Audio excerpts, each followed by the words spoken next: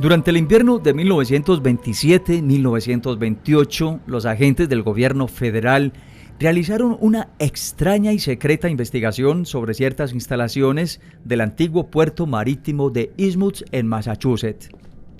El público se enteró de ello en febrero, porque fue entonces cuando se llevaron a cabo redadas y numerosos arrestos, seguidos del incendio y la voladura sistemáticos, efectuados con las precauciones convenientes de una gran cantidad de casas ruinosas, carcomidas, supuestamente deshabitadas, que se alzaban a lo largo del abandonado barrio del Muelle.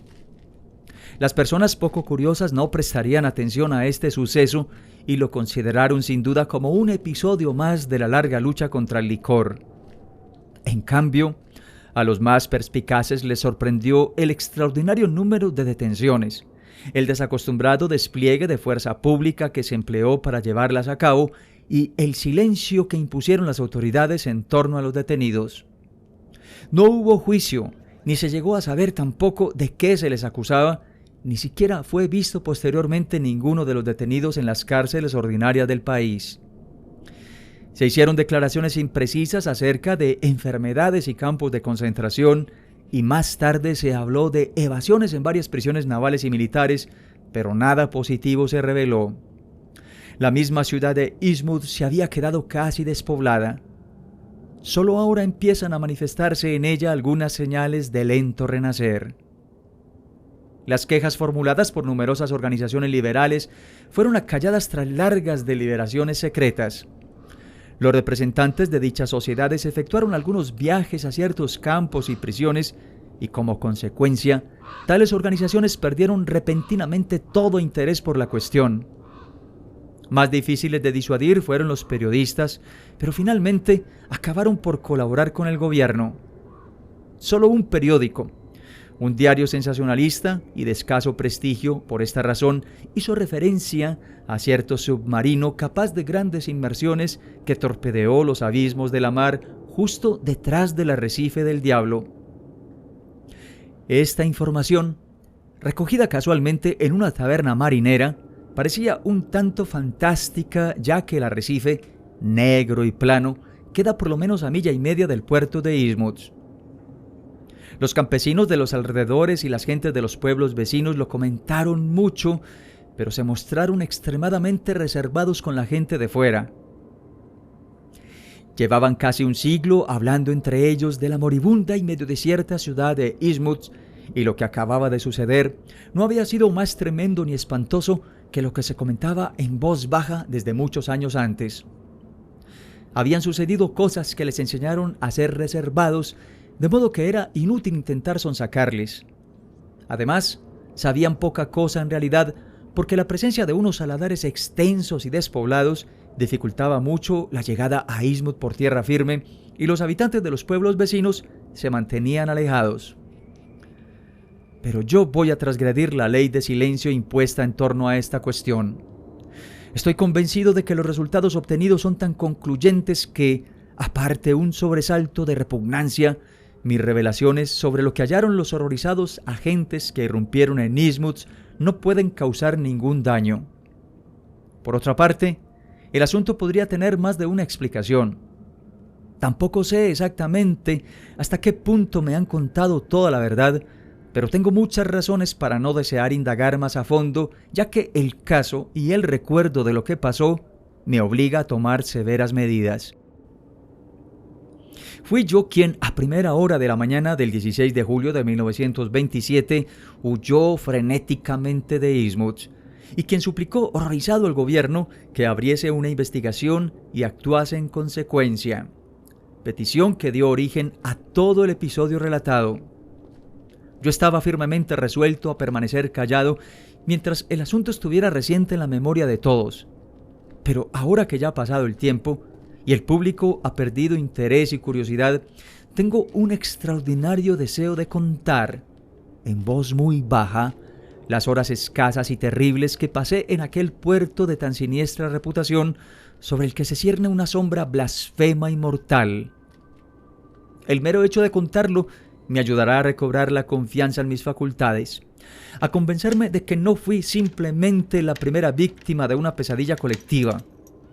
Me servirá, además, para decidirme a mirar de frente cierto paso terrible que aún tengo que dar. Nunca había oído hablar de Eastwood hasta la víspera del día en que lo vi por primera y hasta ahora última vez. Celebraba mi mayoría de edad dando la vuelta a Nueva Inglaterra. Turismo, antigüedades, interés genealógico. Y había planeado ir directamente desde el antiguo pueblo de Newburyport a Arkham, de donde provenía la familia de mi padre. No tenía coche y viajaba en tren, en trolebús o en coches de línea, buscando siempre el itinerario más barato. En Newburyport me dijeron que para ir a Arkham debía tomar el tren. Y fue en el despacho de billetes de la estación donde, al vacilar ante el elevado precio del billete, oí hablar por primera vez de Eastwood. El empleado, hombre corpulento, de rostro sagaz y un acento que no era de la región, consideró con simpatía mis esfuerzos por ahorrar y me sugirió una solución que hasta entonces nadie me había propuesto. Mire, creo que podría coger el autobús viejo, dijo después de cierta vacilación. Aunque por aquí nadie suele cogerlo. Pasa por Eastwood. Puede que haya oído usted hablar del pueblo ese. A la gente no le gusta. El conductor es de allí, un tal George Sargent, y nunca coge viajeros de aquí ni de Arkham. No me explico de qué vive esa empresa. El precio del billete debe ser bastante barato, pero nunca lleva más de 2 o 3 personas y todas de Eastwood. Sale de la plaza, delante de la droguería Hammond, a las 10 de la mañana y a las 7 de la tarde, a no ser que hayan cambiado de horario últimamente. Parece una cafetera rusa. Jamás me he metido dentro de ese trasto. Esta fue la primera noticia del siniestro pueblo de Eastwood. Cualquier referencia a un pueblo que no viniera en los mapas ordinarios o no estuviera registrado en las guías actuales de viajes me habría interesado, pero además, la extraña manera que tuvo el empleado de mencionarlo acabó de suscitar en mi ánimo una verdadera curiosidad. Pensé que un pueblo capaz de inspirar tal aversión entre los vecinos debía de ser curioso y digno de atención turística. Puesto que estaba antes de llegar a Arkham, me detendría en él. Así que pedí al empleado que me informase un poco más. Cautamente, y con aire de saber más de lo que decía, exclamó: Eastwood, claro, es un pueblo bastante raro. Está en la desembocadura de Manukset. Era casi una ciudad, un puerto relativamente importante antes de la guerra de 1812, pero se ha arruinado durante los últimos 100 años o por ahí. Ya no pasa ni el ferrocarril. Hace años que se dejó abandonada la línea que lo unía con Robley. Debe haber más casas vacías que habitantes y no hay comercio ni industria, excepto la pesca y las nazas. La gente prefiere venir aquí, o a Arkham, o a Eastwood para hacer sus negocios. Años atrás había algunas fábricas, pero ahora no queda más que una refinería de oro que, además, se pasa largas temporadas sin funcionar. Sin embargo, esa refinería fue un buen negocio en sus tiempos y el viejo March, el dueño, debe de ser más rico que Creso. Es un viejo maniático y extravagante que no sale de su casa para nada. Dicen que ha contraído una enfermedad de la piel o que le ha salido alguna deformidad y no se deja ver. Es nieto del capitán Obed March, que fue el fundador del negocio. Parece que su madre era extranjera. Dicen que procedía de los mares del sur. Así que se armó la gorda cuando se casó con una muchacha de Eastwood hace 50 años. A la gente de por aquí no le gustan los de Eastwood, y si alguno lleva sangre de Eastwood procura siempre ocultarlo. Pero a mi modo de ver, los hijos y los nietos de March tienen un aspecto normal. Me lo señalaron una vez que pasaron por aquí, y ahora que lo pienso, parece que los hijos mayores no vienen últimamente. Al viejo no le he llegado a ver nunca. ¿Que por qué las cosas andan tan mal en Eastwood? Bueno, muchacho, no debe preocuparse usted de lo que se oye por ahí. Les cuesta empezar, pero en cuanto dicen 2 palabras seguidas, ya no paran. Se han pasado los últimos 100 años chismorreando sobre lo que pasa en Eastwood, y me figuro que están más asustados que otra cosa. Algunas historias que se cuentan son de risa. Por ejemplo, dicen que el viejo capitán March negociaba con el diablo y sacaba trasgos del infierno para traérselos a vivir a Innsmouth, y también que celebraban una especie de culto satánico y sacrificios espantosos cerca de los muelles, y que lo descubrieron allá por el año 1845 más o menos. Pero yo soy de Panton, Vermont, y no me trago esas historias. Tendría usted que oír lo que cuentan los viejos del arrecife de la costa. El arrecife del diablo lo llaman. En muchas ocasiones sobresale por encima de las olas y cuando no, aparece a flor de piel, pero ni siquiera se puede decir que sea una isla. Según cuentan, se ve a veces una legión entera de demonios en ese arrecife, desparramados por allí o saliendo y entrando de unas cuevas que hay en la parte alta de la roca. Es una peña abrupta y desigual a bastante más de 1 milla de la costa. Últimamente los marineros solían desviarse bastante para evitarla. Los marineros que no procedían de Innsmouth, se entiende. Una de las cosas que tenían contra el capitán March era que, al parecer, atracaba allí algunas veces por la noche, cuando la marca lo permitía. Puede que atracara, porque la roca es interesante y es posible que fuese en busca de algún tesoro pirata.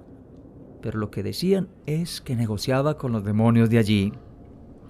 Para mí, la pura realidad es que fue el capitán quien verdaderamente le dio fama de siniestro al arrecife. Eso fue antes de la epidemia de 1846, en que murió más de la mitad de la población de Innsmouth. No se llegó a explicar completamente qué fue lo que pasó, pero seguro que se trataba de alguna enfermedad exótica traída de China o de alguna parte por mar. Debió de ser terrible. Hubo desórdenes por culpa de eso y pasaron cosas horribles que no creo que hayan llegado a trascender fuera del pueblo. El caso es que con eso se arruinó para siempre. No volvió a repetirse la hecatombe, pero ahora apenas vivirán allí 300 o 400 personas. Pero lo único que hay en el fondo de la actitud de la gente es un simple prejuicio racial. Y no lo censuro. Siento aversión por la gente de Innsmouth y no me gustaría ir a ese pueblo por nada del mundo. Me figuro que usted tendrá idea, aunque ya veo por su acento que es occidental, de la cantidad de barcos nuestros de Nueva Inglaterra que acostumbraban a tocar los puertos extraños de África, de Asia, de los mares del sur y de cualquier parte, y la de gente rara que a veces se traen para acá. Habrá oído hablar seguramente del hombre de Salem, que regresó después casado con una china, y puede que sepa también que todavía queda un puñado de isleños procedentes de Fiji por ahí por Cape Cod.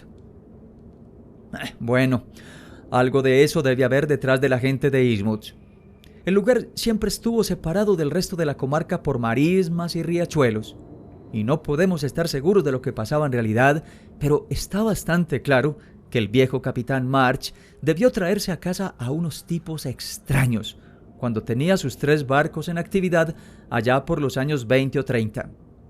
Ciertamente, la gente de Innsmouth posee unos rasgos extraños, y hoy día no sé cómo explicarlo, pero es una cosa que te pone la carne de gallina. Lo notará usted un poco en Sargent si coge el autobús.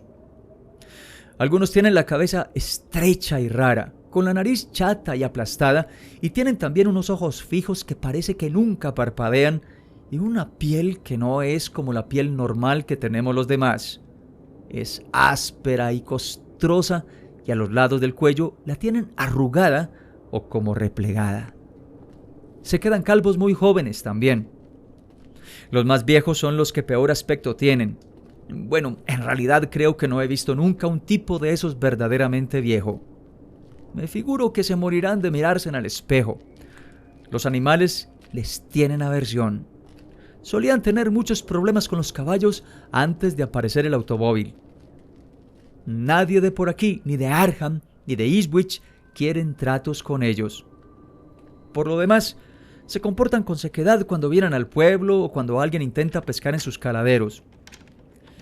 Lo raro es el tamaño del pescado que sacan siempre en las aguas del puerto, si no hay nada más por allí cerca. Pero intente pescar usted en este sitio y verá lo que tardan en echarlo. Antes solían venir en tren, después cuando la compañía abandonó el ramal, se daban una caminata para tomarle un roble y ahora viajan en autobús. Ah, sí, hay un hotel en Innsmouth. Se llama Gilman House. Pero me parece que no es gran cosa. Yo le aconsejaría que no se quedara. Es mejor que pase la noche aquí y mañana por la mañana coge el autobús de las 10. Luego puede salir de allí a las 8 de la tarde en el que va a Arkham. Hubo un inspector de Hacienda que paró en el Gilman hará unos 2 años y sacó de allí un sinfín de impresiones desagradables. Parece que tienen una multitud de gentes extrañas en ese hotel, porque el buen hombre no paró de oír en las otras habitaciones unas voces que le producían escalofríos. Decía que hablaban en un idioma extranjero, pero lo peor era una voz extraña que hablaba de cuando en cuando. Le sonaba tan poco humana como un chapoteo, decía él, que no se atrevió ni a desnudarse para meterse en la cama. Total, que pasó la noche en vela y apagó la luz a las primeras luces de la madrugada. Las conversaciones duraron casi toda la noche. Lo que más le chocó al hombre ese, Casey se llamaba, era la forma con que le miraba a la gente de Innsmouth. Parecían talmente como policías vigilándole. La refinería March le pareció bastante rara. Se trata de una vieja fábrica situada a orillas del Manuxet en su desembocadura. Lo que contó estaba de acuerdo con lo que yo sabía ya. Libros mal llevados, ninguna cuenta clara y el negocio no se veía por ninguna parte. Además, ha habido siempre cierto misterio sobre la forma como los March obtienen el oro que refinan. Nunca se ha visto que hicieran muchas compras de oro, pero hasta hace unos años enviaban por barco cantidades enormes de lingotes. Se solía hablar de ciertas joyas extrañas que los marineros y los trabajadores de la refinería vendían en secreto o que llevaban a veces las mujeres de la familia March. Se decía que el capitán Obed conseguía el personal de su empresa en los puertos tropicales. Parece que sus barcos zarpaban llenos de abalorios y baratijas como si fueran a establecer tratos con los nativos. Otros pensaban, y lo piensan todavía, que había encontrado un antiguo escondrijo de piratas en el arrecife del Diablo. Pero lo extraño es que el viejo capitán murió hace 60 años y desde la guerra civil no ha salido de Innsmouth ni un solo barco de gran calado. Y a pesar de todo, los March siguen comprando baratijas para salvajes, sobre todo cuentas de vidrio y chucherías, según me han contado. A lo mejor es que los de Innsmouth les gusta adornarse con eso. Bien sabe Dios que han estado a punto de caer al mismo nivel que los caníbales de los mares del sur y los salvajes de Guinea. La plaga del 46 debió de llevarse lo mejor del pueblo. En todo caso, los únicos que vienen de allí son gentes sospechosas, y los March y los demás ricachos son tan sospechosos como ellos. Como le digo, no serán más de 400 en todo el pueblo, a pesar de lo grande que es. Son lo que en el sur llaman blancos desarrapados, o sea, tipos huraños y disimulados, llenos de secretos y misterios. Cogen mucho pescado y marisco y lo exportan en camiones. Es anormal la cantidad de toneladas de pescado que sacan de ese trozo de costa. Nadie ha podido averiguar lo que hacen en ese pueblo. Las escuelas oficiales del Estado y las oficinas del Censo de Población se han estrellado una y otra vez con ellos. Puede apostar a que las visitas de inspección no son bien recibidas en Innsmouth. Yo personalmente he oído de más de un encargado de negocios del gobierno que ha desaparecido allí. Se ha hablado mucho también de uno que se volvió loco y ahora está en el sanatorio. Sin duda le dieron un susto tremendo a ese pobre hombre. Por eso no pasaría yo la noche allí en su lugar. Nunca he estado en el pueblo ese, ni me apetece ir, pero me figuro que visitarlo de día no supone riesgo alguno. A pesar de todo, la gente de por aquí le aconsejaría que no lo hiciera. Si está usted haciendo turismo y buscando cosas antiguas, Innsmouth es un lugar que le interesará. Después de lo que me contó el buen hombre aquel, me pasé casi toda la tarde en la biblioteca pública de Newburyport buscando datos sobre Innsmouth. Luego pregunté a las gentes de las tiendas, del restaurante, incluso en el parque de bomberos, pero pude comprobar que era más difícil de lo que había predicho el empleado de la estación sacarles algo en limpio. Por lo demás, no disponía de tiempo para vencer su instintivo recelo. Me pareció que desconfiaban por alguna razón, como si fuera sospechoso todo aquel que se interesara demasiado por Innsmouth. En la YMCA, donde me había hospedado, el sacerdote trató de disuadirme pintándome ese pueblo como un lugar malsano y decadente. En la biblioteca, muchos adoptaron esa misma actitud. Era evidente que a los ojos de las personas de formación, Ismuts era meramente un caso exagerado de degeneración cívica. Los manuales de historia del condado de Xe que me sirvieron en la biblioteca decían bien poco. Que el pueblo se fundó en 1643, que era célebre por sus astilleros antes de la Revolución y que llegó a gozar de gran prosperidad naval a principios del siglo XIX.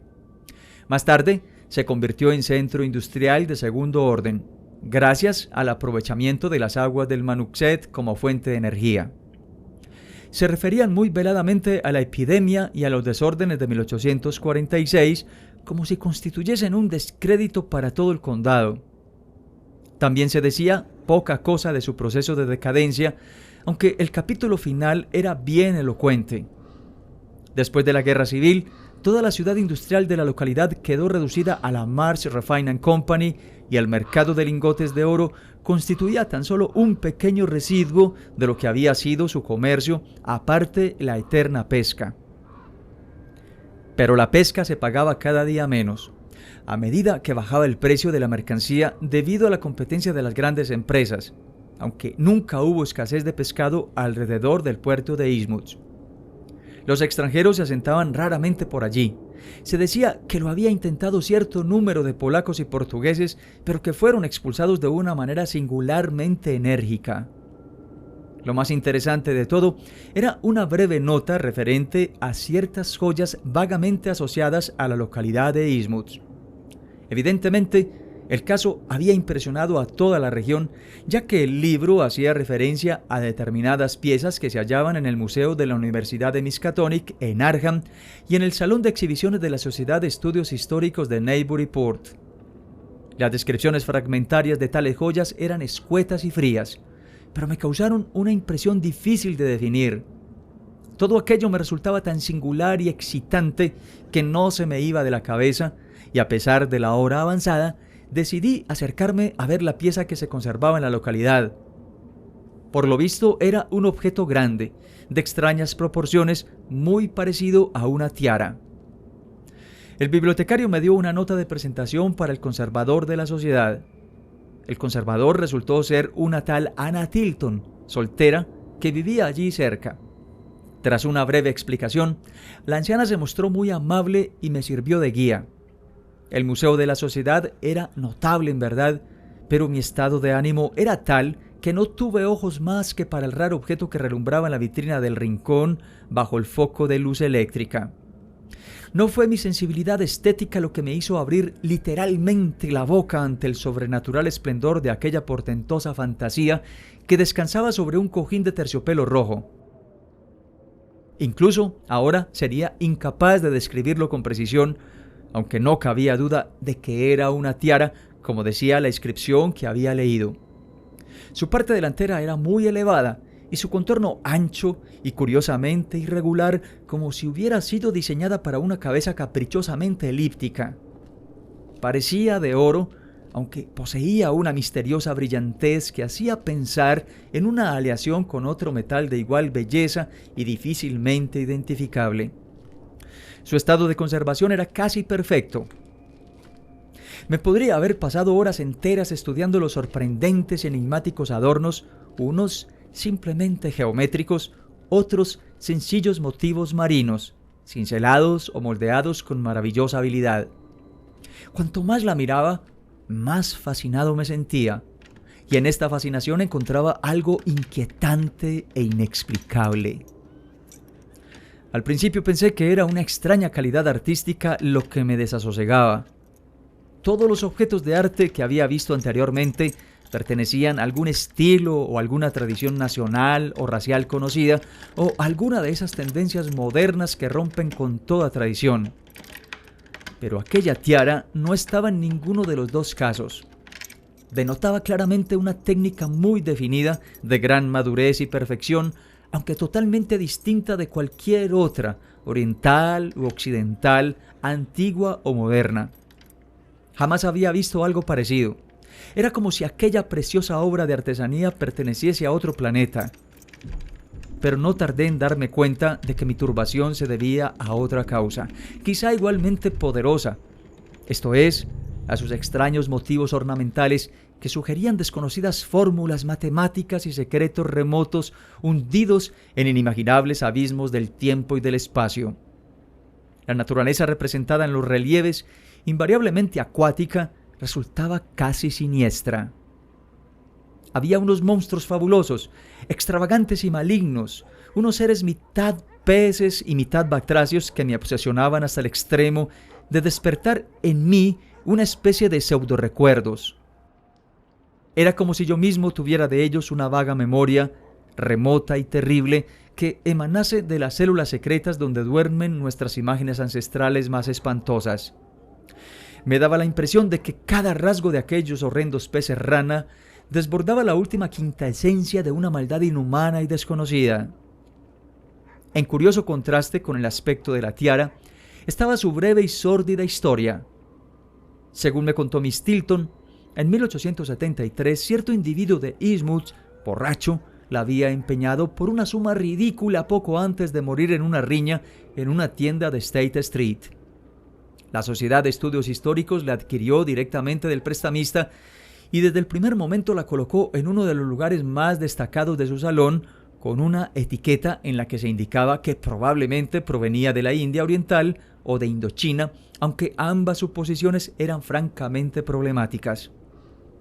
Miss Tilton, comparando todas las hipótesis posibles sobre el origen de la tiara y su presencia en Nueva Inglaterra, se sentía inclinada a creer que había formado parte de algún tesoro pirata descubierto por el viejo capitán Obed March. A favor de esta suposición estaba el hecho de que los March, al enterarse del paradero de la joya, habían intentado adquirirla ofreciendo una suma elevadísima que todavía mantenían pese a la firme determinación de la sociedad de no vender. Mientras la amable señora me acompañaba hasta la puerta, me aclaró que su hipótesis sobre el origen pirata de la fortuna de los March estaba muy extendida entre los intelectuales de la región. Ella nunca había estado en Eastmouth, pero sentía aversión hacia sus habitantes, según dijo, a causa de su degeneración moral y cultural. Incluso me aseguró que los rumores existentes acerca de cierto culto satanista practicado en Eastmouth encontraba apoyo en el hecho de que hubieran ganado allí numerosos adeptos determinados ritos secretos que habían terminado por absorber a todas las iglesias ortodoxas. Esos ritos eran practicados por la llamada Orden Esotérica de Dagon, y se trataba sin duda de alguna religión pagana y degenerada de origen oriental que había sido importada, al parecer, en una época en que la pesca había escaseado. Era lógico, en cierto modo, que las gentes sencillas la hubieran aceptado, ya que de pronto, a partir de su instauración, la pesca había vuelto a ser próspera y abundante. La orden no tardó en alcanzar una gran preponderancia en el pueblo, sustituyendo por completo a la francmasonería e instalándose incluso en la antigua logia masónica de Nutcher Green. Todo esto, según la piadosa Miss Tilton, constituía un argumento decisivo para rehuir la diabólica y mísera ciudad de Eastmouth. A mí, en cambio, me despertó un enorme interés por visitarla. A la curiosidad arquitectónica e histórica que sentía, se sumaba ahora un entusiasmo antropológico, de tal modo que, en mi reducida habitación de la YMCA, solo pude conciliar el sueño cuando ya empezaba a clarear.